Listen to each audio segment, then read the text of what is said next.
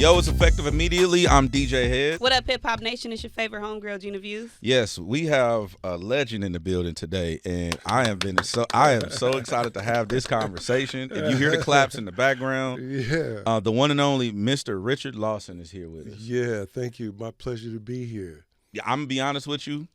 Like, before I knew your name, I knew your face, and I'm sure that's the case with most legendary actors. As far as like, when you know, like, I'm like, I see him in everything. Yeah. You know what I'm saying? And then like you said, we were just talking off air, like, you've had a 55-year career. That's impressive. Yeah. Especially when you come to acting. People here today, going tomorrow. And then also in what we do in media, rap, people have a 5-year rap career. Sports, athletes, they last 6 years on average, you know. Before we get into all of the stuff we need to talk about, I want to plug the book because I feel like that's really important. Yeah. So the book is the artist's roadmap, and what it's about is that, see, it's not enough to be just a good actor or a good singer. You gotta really have an understanding of everything. It's got to be 360 degrees. You got to know how to be accomplished artists, and then you got to know how to monetize that. Facts. How do you create the business with it? You know what I mean? It's not, you just can't be good enough. It's like in the old days, you know, you could go and you could make your little tape and you could do all of that. But if you can't produce, or you can't write, or you can't control your own destiny, if you don't understand the business, it's in somebody else's hands. Mm-hmm. And so you got to take it out of other people's hands and own your own shit. I mean, stuff. No, you can say whatever you want to say. I can. This is satellite radio. Get it off. We can get. You can say anything fuck you want to say. Excuse my language, Good. Yeah. But so, you know, I try to teach people how to navigate the business, because it's not about, you know, being an actor or being Hollywood is plan B for me. Plan A is what I envision. It is what my dream is. It is what I create. I need to know, first of all, why I'm doing this. What is my purpose? Right. What gets me up every day? What do I love? What do I do well? You know, how does it land on other people more than anything else in the world?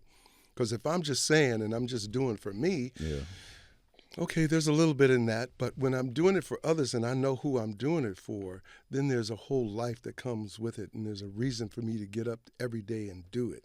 So for me, I'm driven by how can I help people achieve their dreams.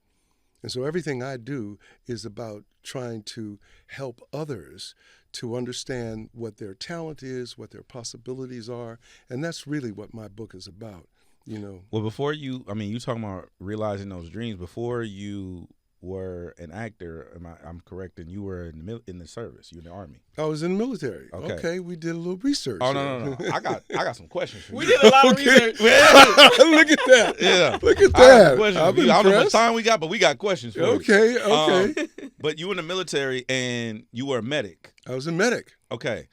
So when did because we have a lot of people who have dreams. Mm-hmm. They want to be rappers. Yeah. For whatever reason. Yeah. A lot of people want to be rappers. We need more doctors. Right. Okay. Yeah. Okay. But when did you make the pivot, or when did you realize that, speaking on the book, I guess from that perspective, when did you realize the pivot? Like, okay, no, I'm doing this as opposed to doing that. Was that just a means to an end for circumstances? Or? Well, first of all, I got drafted in the military. I was in college. And then I've always been a businessman and thinking like that. And so my cousin hit me up and said, hey, man, and he was like an expert in moving antique furniture. He was the king of that, you know. And he said, look, I got this truck, and I want you to come be partners with me. So I said, let me drop out of college for a minute. I was playing football. I was going to be out for like 3 or 4 months, bought this truck. We were specializing in antique furniture. Government said, no. Come on over here. You come on over here. Come to death row. Come to death row, because we're sending your ass to Vietnam. Yeah. And so I went to Vietnam as a combat medic. And man, I mean, I must have seen 350 people die, dead bodies, you know what I mean? But the beauty of it was that the medic, I was the only one that actually touched somebody and said, hey, let me see that. that boil is infected. Let me take care of that. And that touch, really opened up the vista of saying, hey, Doc, can I talk to you? So I became a psychologist and a therapist and a listener. And Jody was killing him. You know who Jody is? Jody is that guy at home. There's a song, ain't no sense in going home. Jody's got your gallon gone, sound off. Wow. Well, Jody was taking people's wives, and their wives was getting pregnant, and while they were in Vietnam, and they were broken hearts and stuff. So I got touched. I was able to help people deal with the psychology of it. And so it really taught me about human beings. And that was the beauty of that experience, and it was also my first, not my first one, but my first conscious lesson in terms of turning chicken shit into chicken salad. Word. So when I came back, you understand, I knew how to just instinctually turn that around. I saw my mother do it. I saw my grandfather do it. I heard about my great-grandfather who bought himself out of enslavement and then went back and bought his brothers and sisters out, and he became a large landowner in Lafayette, Louisiana. You know what I mean? So he turned that into gumbo. Right. And it's like, how do you turn things into gumbo? You know what I mean? And so that's one of the things that is part of my book is upcoming book is about, process, pivot, and proceed. How to take chicken shit, turn it into chicken salad. Word. How do you turn a sow's ear into a silk purse, manure into fertilizer? Right. Because you don't have no other choice. Especially looking like us. Looking like us. You have to be able to have radical acceptance.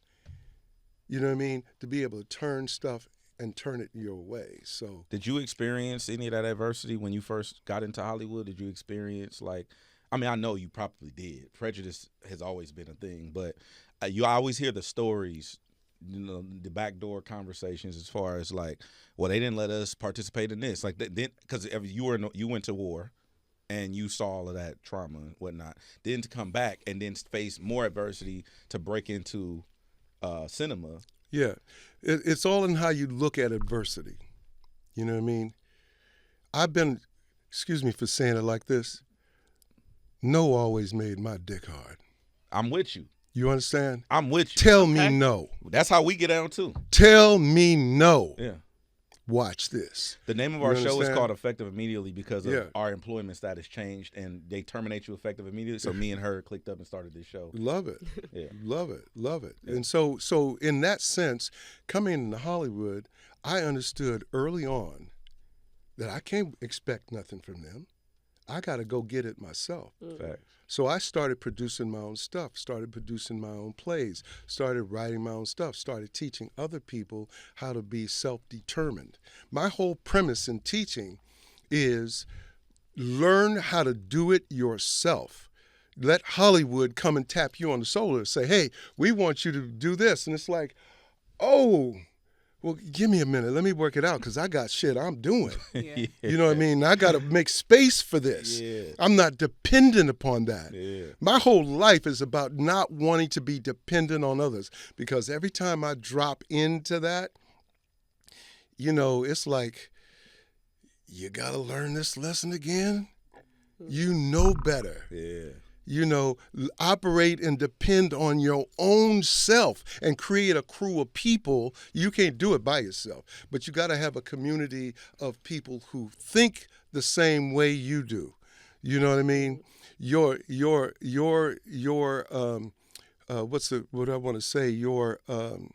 fate is inextricably bound by the group to which you belong.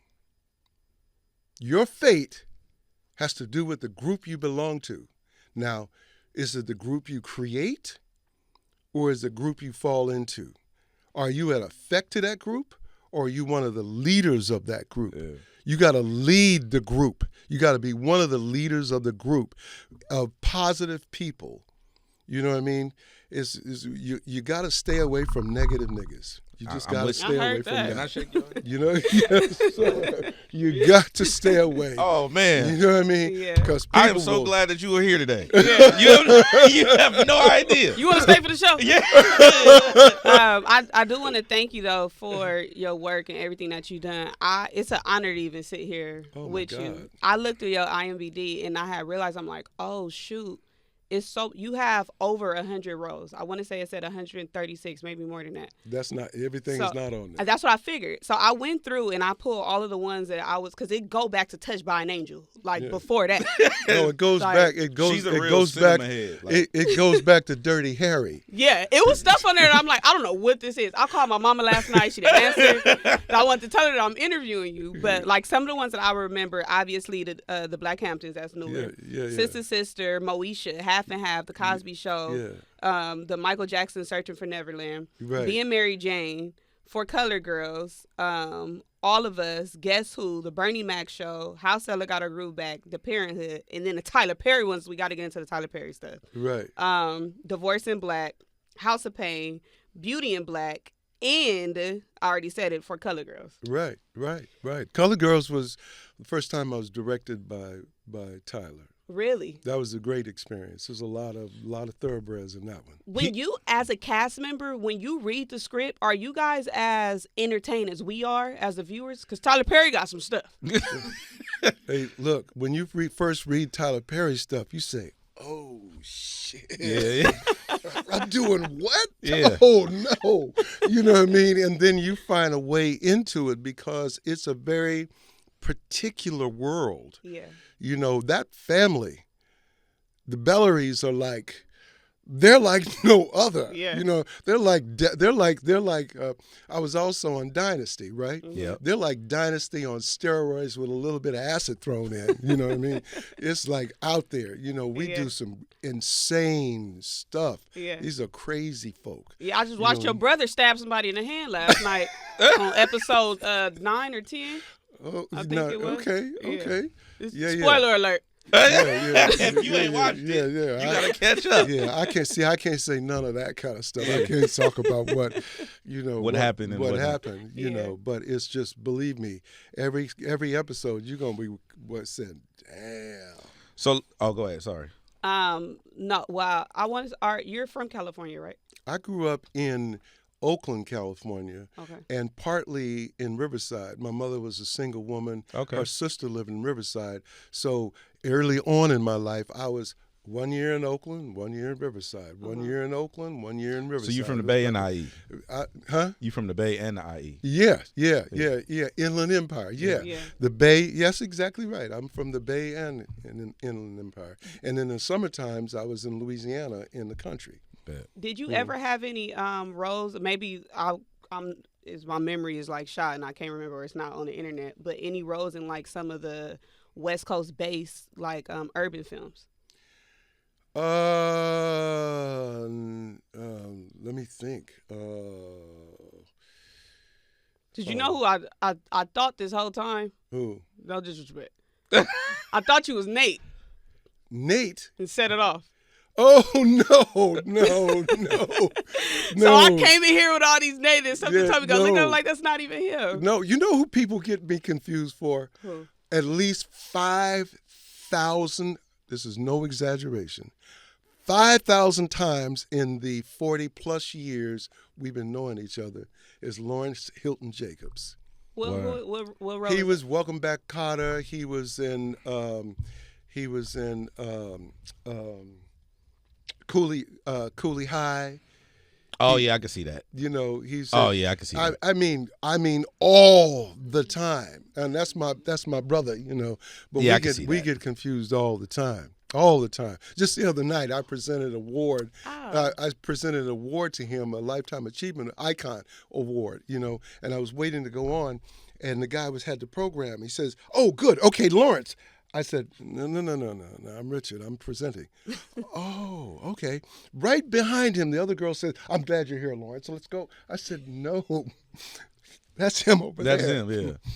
Yeah. What's the wildest person you've ever gotten mistaken as? Like, what's the wildest one that you could think of? You're not going to believe this. It better not be a white person. No. Okay. No, but you will not believe this. I was the first black man to star in a series in Australia. This is in 1976. And the people who produced it, they threw this party. This was I forgot their names. Anyway, they were like the Aaron Spelling of Australia. So they had a dinner party for me, and the wife came up and said, "Mr. Lawson, please, I'm begging you, just please do this. I'm so embarrassed to say this, but my housekeeper came to work tonight, and the only reason she came to work is because she wanted to take a picture with you. She's the biggest fan, but she thinks you're Sammy Davis Jr." What? I said, first of all, I don't have a patch on my eye. Did you take the picture? I did. Yeah. I did. It was fraudulent.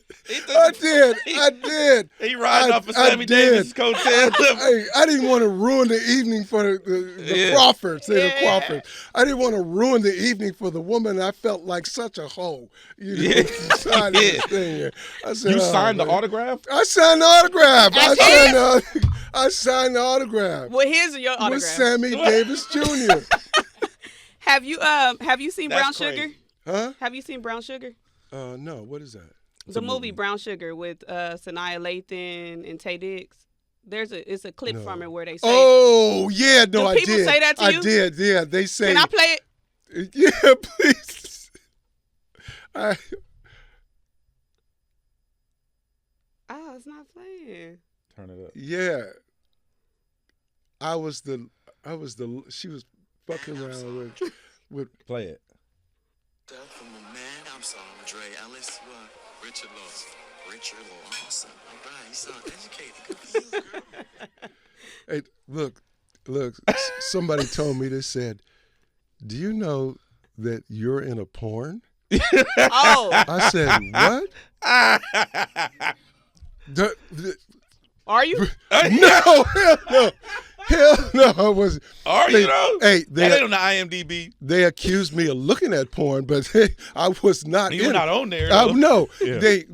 But the character's name was an actor, a handsome actor named Richard Lawson, who was he was the porn star in this movie, and I'm saying, why they want to cannibalize me like that? That's a sick porn name. That's a real name. They confuse you for all type of people. Yeah. Look, you have no idea, boy. I wanna dive into some of this because we got to get through this. Okay.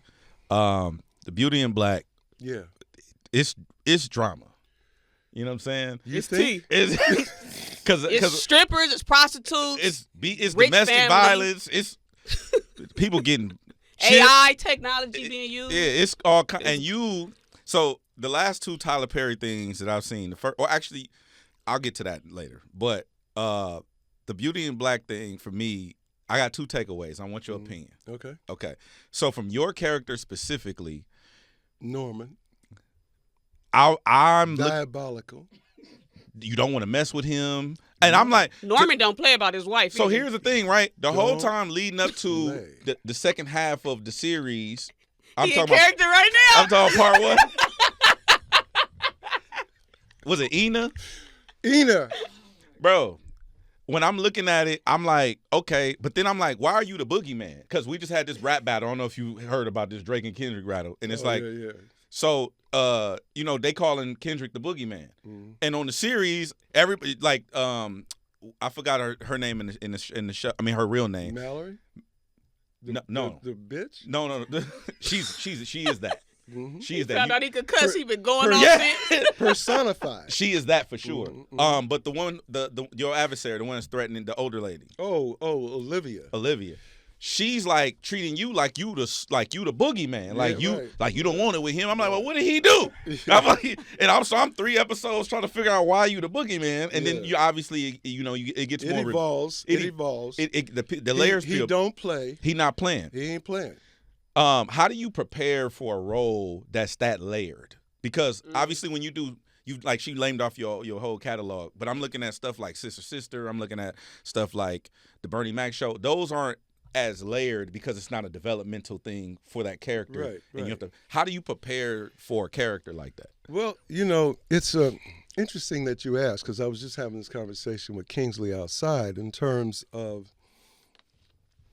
I have a whole process that in terms of I invented a character chart that is, it's about science and anthropology to create the dimensions of a character. And what I create is kind of like an architect's model of the character, where I put it on this chart, and I have 16 episodes in this case, and all the scenes that I'm in, and I'm looking at emotional through lines, and I'm looking at his rage, his anger, his guilt, his jealousy, his love, his deep love for his wife. I'm looking at all these things, and I actually create this whole chart of this character before the first day of shooting.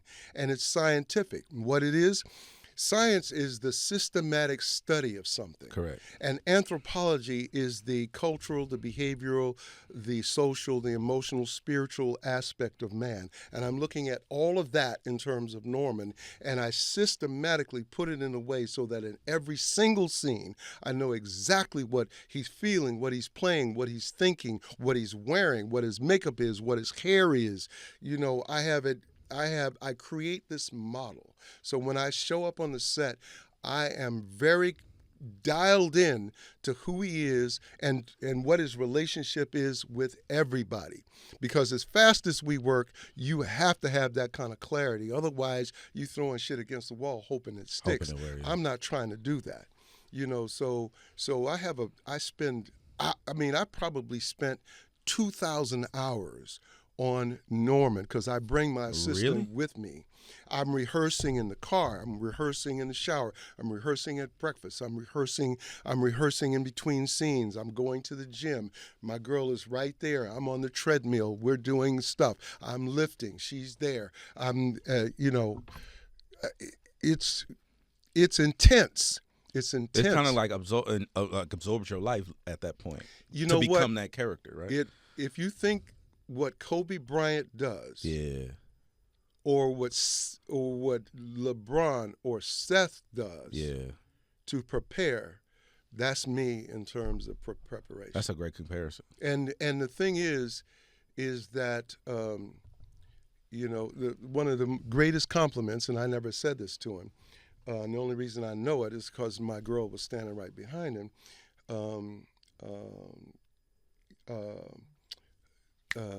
Somebody came on the set. Devon Franklin was on the set as observing, and I did a scene, and he came out and he said, "Man," he said, "I forgot how much of a it's hard for me to say, but legend that you are. It was respect, man." And he went back and he stood behind the thing, and my girl was standing back there because I was getting ready to do the next scene, and he said, "Man, Richard Lawson says to Tyler, so and so and so." And Tyler said, "Yeah, and the nigga's 78 years old and knows every word." Ooh. That was like, she told me, and it was like, see, that's mad respect in terms of, that's the kind of respect that I want, is to show up, be ready, you know what I mean? Because I did the work and I put the work in.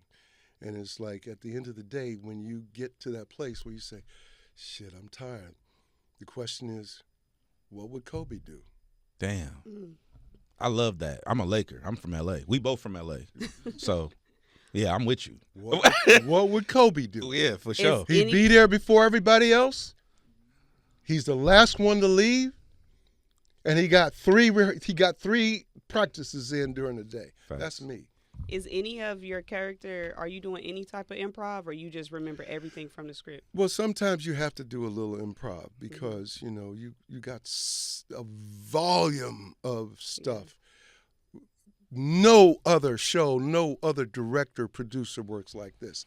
Not even close. Not even close. What do you mean work like this specifically? Well, we shoot so fast. We shot 16 episodes in 12 days. What? Yeah.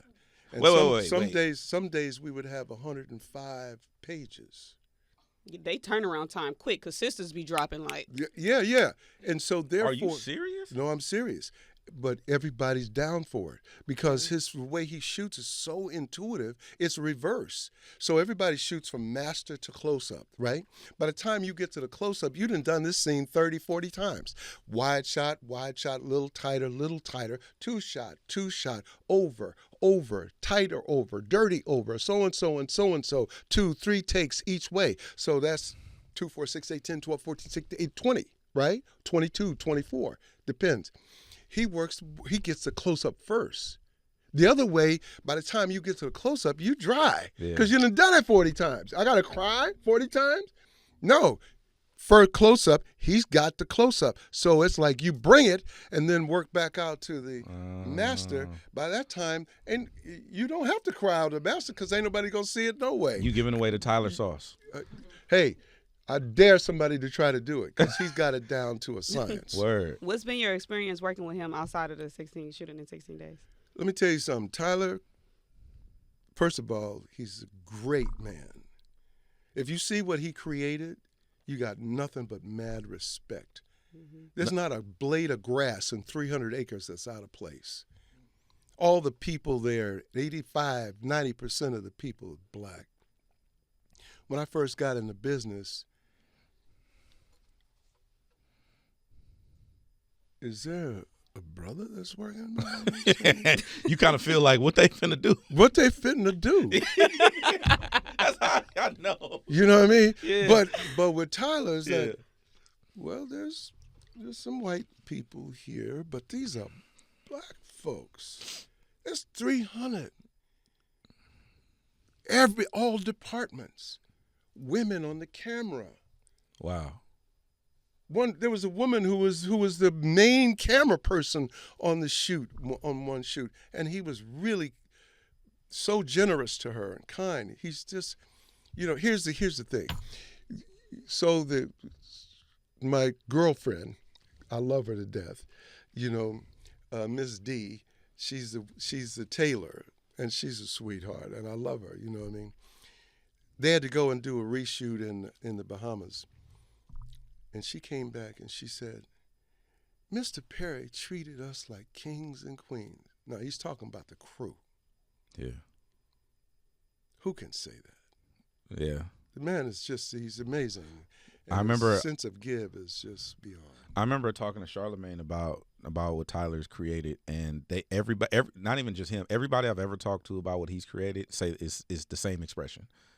And I have nothing but respect for it. I have nothing but respect for him, and he's a mensch. Has there anything that he's ever? Because obviously y'all have a working relationship, but I'm sure y'all have a friendship at this point. But has he ever gave you any critiques on what you do specifically, like anything that he might have gave you, like, hey, I want it, like, obviously he's directing, or this is his material, but there's anything that he's offered to you in that way? Well, first of all, he hires people who knows, He hires secretariats. You know what a secretariat is? Like somebody know what they're doing. The secretariat is the greatest horse to ever live. So in this part, he hires somebody he knows is that part. So all he has to do is just give you a little something, and he'll redirect or he'll shape. But most of what he does is he puts helium into you to go and to do, and he's not afraid because he knows he can cut it back. He'll cut the cloth too long. You see, it's a really simple thing. Do you sew? Mm-mm. It's if you sew, you cut patterns. You create patterns. I sew the track down.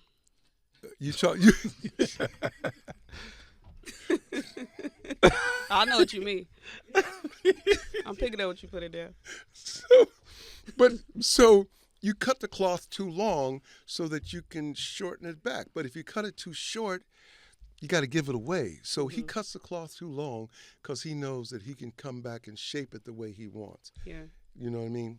He's what he's created is really, magical. Can I get into one of these scenes and then I'll let you? But so the boardroom scene from part one is one of my favorite things. I want to talk about the opening scene in Divorce in Black But that was wild. That was crazy. I was so wildest shit I ever seen in my life. But whatever. But the boardroom scene where y'all you come in there and they doing their thing and you set it off in there. Yeah. I want to know what it's like when the cut, because like the Beauty in Black scene is like one of them iconic scenes to me in black cinema, where it's like this is happening all across the country in real life. Like families are into it and whatnot, and then this name calling, it's no holds barred, but you're acting, right? But some of that gotta be like you gotta pull from a real place. Oh, you do have to pull to from do real stuff place. like that, Yeah, in my opinion. Oh, you do. Because I didn't look at you like, oh, this is Richard Lawson acting a great scene. Like, no, I'm like, oh no, they killed his wife. He tripping on shit. Yeah. That's how I looked at it. Yeah. No, I'm pulling from me. It's just like I told you about Vietnam, right? So, you pull from like the time when I did this. They had me effed up. Huh? Yeah. It's like the time when I was in Vietnam, and my partner. He from the Bay. You heard that? My partner. My partner. My partner. I caught that. My partner was the next Kenny Burrell, and he got his arm blown off, and I went and picked up his hand. You just went and picked it up? I picked it. Was in the road. Like with your bare hands? With my bare. Well, I'm a medic, and my bare hands. I picked his hand up, and that's all that was there. And they put him in the helicopter, and I took the hand, and before they took off, because maybe they could sew it back. This was Kenny Burrell, the next Kenny Burrell, and that was his dream, right? So to look at and call upon something like that, and you call upon that kind of pain, you know what I mean, and the behavior of that kind of pain, then I can pull. Listen, man, I didn't had so much trauma in my life. I have so much to pull from that, you know what I mean. When I pull from. I saw my cat get killed by 3 coyotes right outside my window. That messed me up as much as anything. And it's really fucked up. Why? Because the fact that it was like, no, man, no. And I ran to the door, and I went to the door, and I said, nigga, you naked. Yeah. I said, the first place a coyote is going to go is that he's going to go right for your dick. Yeah. And it's like. That's going to be a bad week. I do not want to laugh right now. And I didn't go, and I felt bad because I said, you could have saved your cat, but you was worried about your dick. That's not a bad worry, though. You know what I'm saying? Hey, if it's between that and the cat. It's like. You know what I'm saying? But how did y'all shoot the opening scene of Divorce in Black without laughing? Because they take the nigga out the casket. Yeah. Like, how did you do that with a straight face? Let me tell you something. So when you read that, it got to be crazy. No. So Sunday night, we're getting ready to go to shoot on Monday morning. So I'm doing my work. At midnight, it was like, okay, I'm going to shut it down. Boom. Now, at 12 midnight, I was a father who was concerned about his daughter being mistreated and abused. I'm just a father worried about his daughter. I'm not a preacher. Got you. At 2:00 in the morning, I get a ding on my phone. I look at it, new script. So I got up and read it. What? I'm now a preacher in the church at a funeral. Yeah. And now the character has changed. And the show starts shooting in 4 hours, 5 hours, right? So it was this complete flip around. It's like, well, you know what? I have to give him mad respect for trusting me that he knew that I could make that turnaround. Now, when we shot that scene, that was the wildest shit. There was was the wildest shit. So it was like, I just have to preach this in a way that just turns it all the way out. Because now I'm talking about this boy going to hell and his family going to hell. Right. And that this man is probably at the gates of hell trying to, if he could come back and say, no, y'all don't do like I did. Yeah. You know what I mean? Don't, because y'all are going, you don't want to go. I'm looking in this hell here and you don't want that. Yeah. That's basically what that's about. You know what I mean? But that was the wildest scene I ever seen in cinema. Right. They take him out of the casket. So how do you then, like, when, like she said, like, how do you stop? Well, now how do you stop yourself from laughing? You professional, but I guess when the scene is cut, my question, I guess, would be like, do y'all like, man, that was fire, like. You know what I'm saying? Or do you like, even in the boardroom scene where you went up, like you called him, like, I think you called him the son of fruitcake or something like that. Fruitcake. And it's like, when they yell cut, do you apologize, or it's like it's just work, or like, look, do people take it personal? Do you be feeling it? Yeah. I be feeling it. Yeah. Like you and your little fruitcake brother. Look. Damn. I'm ready to go there. You know what I mean? So that when I buy into it, I'm into it. You know what I mean? I'm living it, and ain't no apologies. You know what I mean? We actors, you live in it, and so you got to make it real for yourself, because the character. I mean, the people, the audience has got to believe you. You got to see. You know what I hate more than anything else? What do you hate more than anything else? See people smoking that don't smoke. They on the scene saying, "Yeah, it's like, wait, hold up." It's like forced. Yeah, it's like, I don't believe that shit. Yeah. You're not a smoker. You didn't pull that for real. You didn't pull that. You didn't pull it in, enjoy it, and you don't see the smoke come out for 2 or 3 seconds, and then it starts to come out. You didn't, really. So, if I'm going to learn how to smoke a damn cigarette and just take chances. That's why I don't fuck with cigars. Right. Even though I have is that, I don't know, I can't make somebody believe that my friend Glenn, and certain people, they live with cigars, and they can make that, they can just have it in their hand and you believe it. Yeah. I have it in my hand and it look like a prop. Yeah. So I ain't messing with it. Yeah. You and Debbi Morgan have a lot of, you guys shared like multiple sets together. Are you guys friends in real life? We're friends in real life. We have incredible chemistry. The characters that we played in Divorce in the Black, I think a series should be created with those type of characters, because the fact that they were loving parents. Yeah. They were the kind of parents that everybody should have. The father, the kind of father that was a protective, loving, understanding, patient father, would go and kill for his daughter, but he had a love for her that every woman should have that kind of father. Yeah.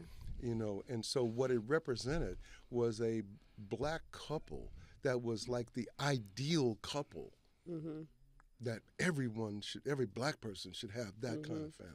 I love you guys together in general. Yeah. Like because you guys raised us. Yeah. Like you two raised us. Sweet. But yeah, I love you guys together. That's true. Your mother and your I'm big with grandmothers. you leading the league in grandmothers. That's a granny snatcher. Yeah. Do you have because you are on Guess Who, and you were also in the Bernie Mac show. You played a pastor in the Bernie Mac show. I did. I played the hell out of that pastor. Do you go to church? Yeah, I go to church. I'm not religious. Okay. I'm spiritual. Any memories with Bernie Mac? Great memories with Bernie Mac. Great. Bernie was a wonderful guy. Bernie Mac taught me how to cuss. Look, he is a good cusser. Yeah, he's good. That son of a bitch, the way he says son of a bitch. That's son of a bitch. Summoner. Something like that. Yeah. It was fun. He's funny. But he was great. I did the Bernie Mac show, but I also did Guess Who, and we were working nights in Pasadena. And between the scenes, there was like 100 extras, and he would come out there, and he would just have people on the floor because he kept people engaged and kept people interested. So that because it's cold and, you know, it's so easy to get disinterested. But he did that because he understood that if he kept them engaged, they would be better in the movie. Yeah. He was a good guy. He was a good guy. Other actors, like I saw when Denzel Washington kind of like, I don't want to say pass the torch, but that's how we use it in hip hop, to Michael B. Jordan. Yeah. Are there any other brothers that you see who you like would like, I see you, like, are you doing your thing? Like, yeah, absolutely. Let me just say before that, though, Denzel, me and Sam Jackson and Denzel and CCH Pounder did a play in New York in 1977 on the Mobile Tour, written by Richard Wesley, was one of our great playwrights, called The Talented Tenth. I mean, not The Talented Tenth, The Mighty Gents. And so I know Denzel, and we had a great time working on that show. Yeah, Luke James, who's one of my students. Okay. One of your students? Yeah. Luke, he's I'm like a mentor, and I work with him on. He first came to me when the first job I helped him get, and then I've been working with him ever since. I don't know if you saw Them. Yeah. You saw Them? He killed that, didn't he? Mm-hmm. He killed that. You know, we worked on that together, and he's also. Did you see him on the New Edition? Yeah. We worked with him on that. You know, so I've worked with many great actors over the years. I've been teaching for 40 some years, and so I've had 45 years, I think, and I had the opportunity to work with great actors. My mentor, Milton Katselas, I was his protege, so he taught people like George Clooney, Michelle Pfeiffer, Patrick Swayze, Giovanni Ribisi, Doris Roberts, Jenna Elfman, on and on, and Jim Carrey, on and on.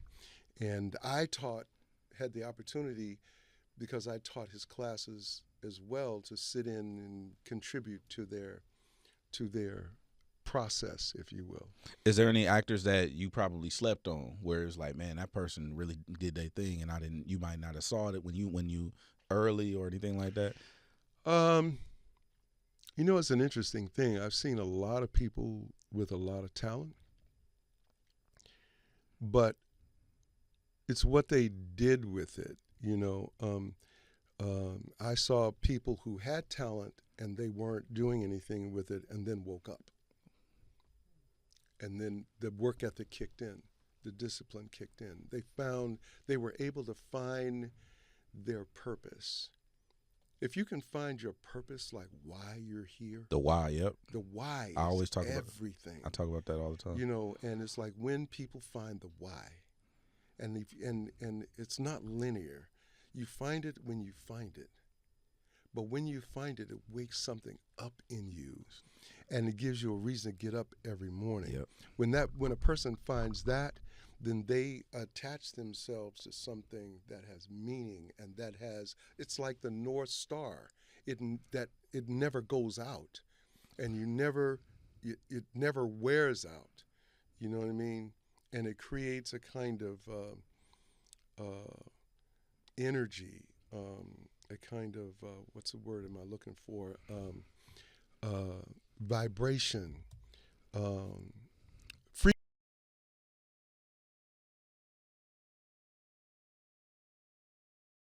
When they walk into the room, the frequency changes the air, and it's like, who is that? Is there anything? Because I know we got to wrap up, but no, the frequency be changing when I walk.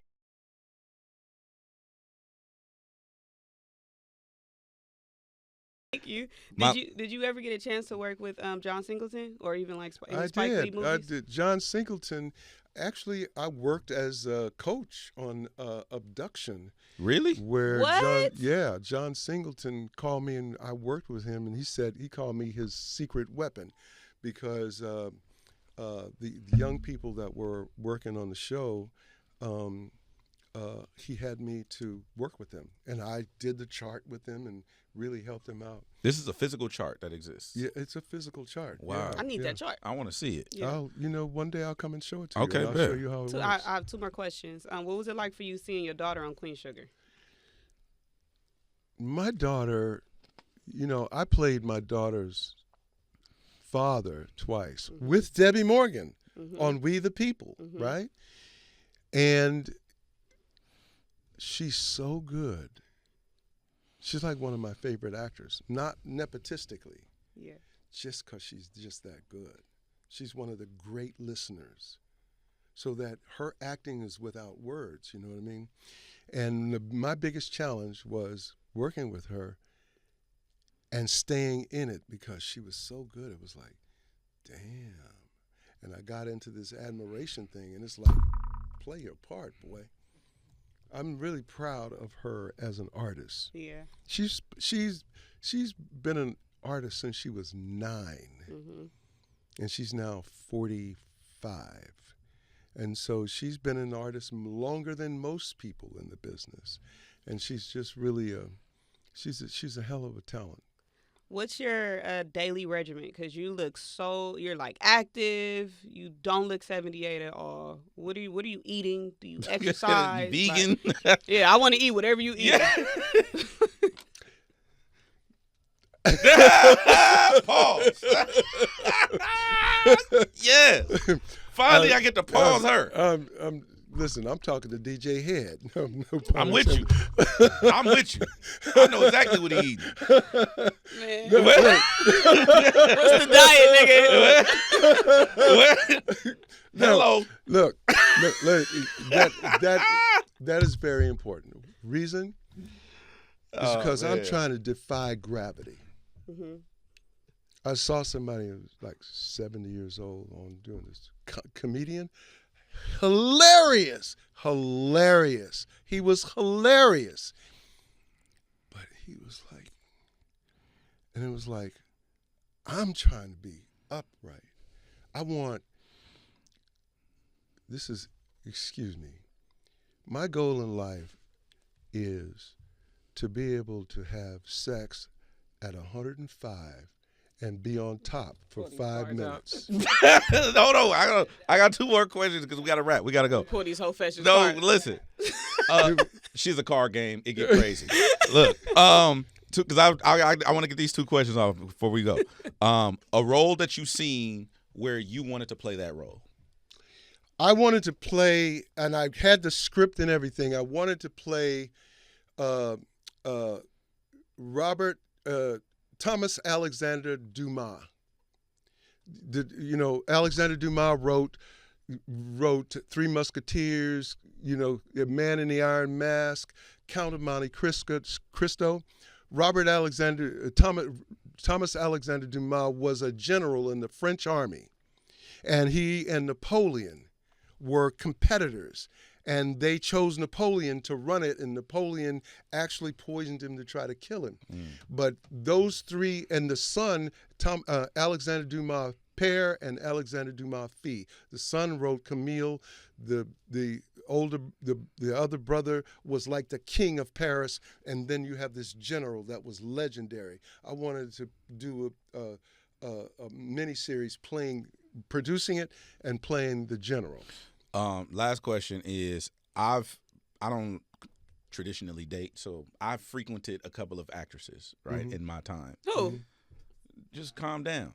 Are you reluctant to date other actors because you don't know if they are being genuine? Because that was in the back of my mind. I don't look. My thing is about frequency. It's all about energy and a vibe. I don't care what they do. At the end, the only universal language is frequency. It